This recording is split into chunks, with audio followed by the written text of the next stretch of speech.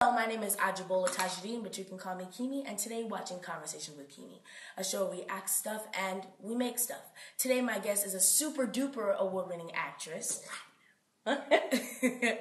and my mom's favorite actress on the Haves and the Have-Nots, Renée Lawless. Please help me welcome. Thank you, Keeme. It's wonderful to be here. So my first question for you is it hard to play an independent woman on the Haves and the Have-Nots? No, for me it's not, because I'm an only child and I have been an independent woman since the day I was born. I've always kind of had my own mind and my parents knew it, so, you know, it's not hard. It's not hard. Speaking of an only child, how was it like growing up as a child in your household? I was very blessed. I had, my parents are now deceased, but I had two loving parents who supported me in everything, and I didn't get everything I wanted, but I didn't need for anything. I had everything I needed.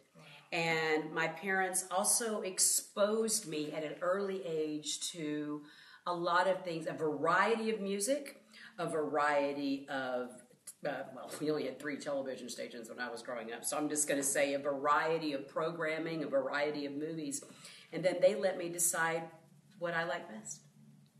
So from a birdie in one of my meetings, I heard that a birdie, also known as Kristen Huffman. Oh,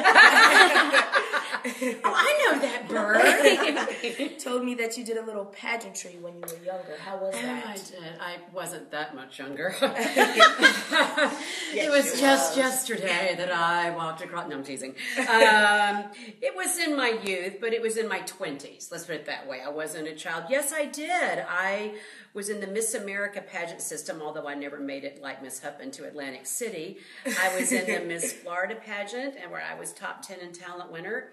And I was in the Miss Ohio pageant like Miss Huffman, and I was 3rd runner-up. And I won all the talent awards except the crown. I won everything but the crown, you know. And from the same birdie, I heard that you wear a lot of crowns on your clothing. How many pieces of clothing do you have with crowns on them? Well, I do have pieces of clothing with crowns on them, but I'm going to remain silent on that. But actually, I have personally probably last counted about 300 pieces of crown pins and jewelry, from rings to earrings to brooches that I've over time.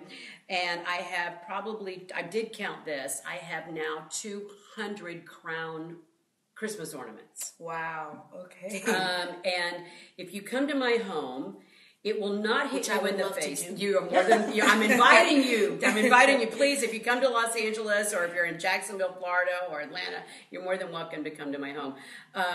But in Los Angeles, if you come into my home there, it won't hit you in the face. You'll walk in and you'll say, oh, this is nice, it's great.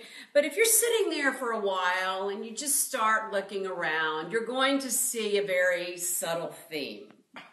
That's all I'm going to say. You might see that the lamp has a crown on it.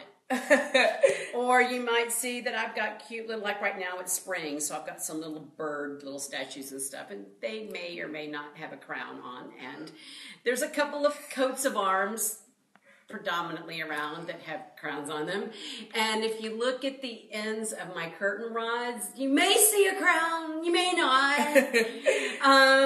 So it's there, but it's not like in your face. I mean, you're not walking into the throne room at Buckingham Palace by any stretch. Mm-hmm. So what was it like growing up as a child in acting? What was your intro to acting, introduction? Back in my day, every Saturday afternoon, if it was raining usually, because if it was not raining, I was out playing in the street. Or I was out playing with my friends. We didn't have electronics.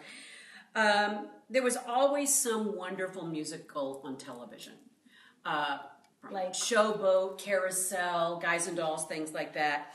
And I was blown away by it. My father liked music. My father loved opera.